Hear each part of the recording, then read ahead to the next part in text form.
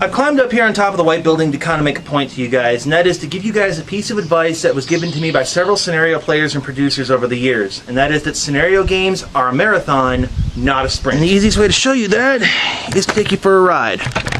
Now this is the area surrounding the white building. Now a lot of Woods players are going to look at this and just start drooling because they know what they're looking at. But a lot of Speedball players, they're looking at this thinking, okay, where are the lanes to shoot? Where can I lock down? So you want to be mindful of your resources. You don't want to burn through everything you've got in the first 2 minutes of a firefight, especially in a wide open area like this. One of the big pieces of advice I can give you guys is if you see somebody downrange, throw 5, maybe 10 rounds at them.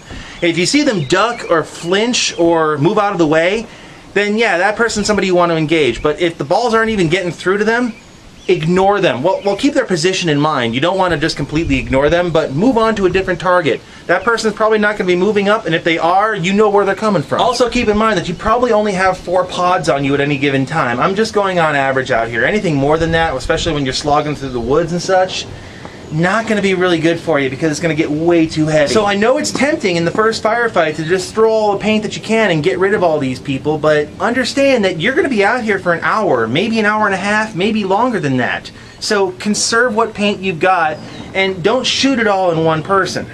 I'm just saying. Also, there's something to be said for human resources as well. I'm going to use this example again. Let's say that you want to shoot this entire area out here.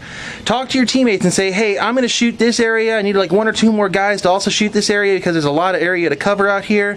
Then get a couple other guys to say, okay, we're going to cover this area down here. Maybe get a couple more guys to say, yeah, we'll cover this area down over here. This is really important. This is part of the teamwork aspect of things. It's also utilizing your teammates as a resource. Now remember how I was talking about how walk-on players, a lot of them don't work together, you know, they're not going to do the whole teamwork thing? Well, if you're wearing something as bright as this, they figure, hey, that guy's got to know what he's talking about. So if you actually sound like you know what you're talking about, they might listen to you and they might actually like work together as a cohesive team. Don't laugh, I've actually seen it happen. All that I'm saying is don't burn through your personal resources. I mean like your paintballs. Don't burn through those in the first firefight of the game because you're gonna need them later on.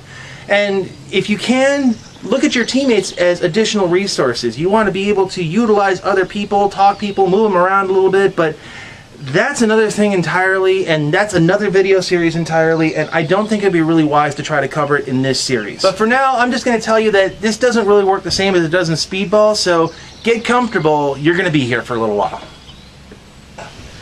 Best piece of advice I can give you guys is that if you see somebody downrange,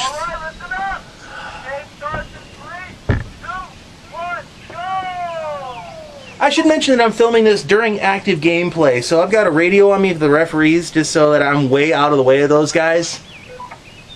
Just makes for life more interesting.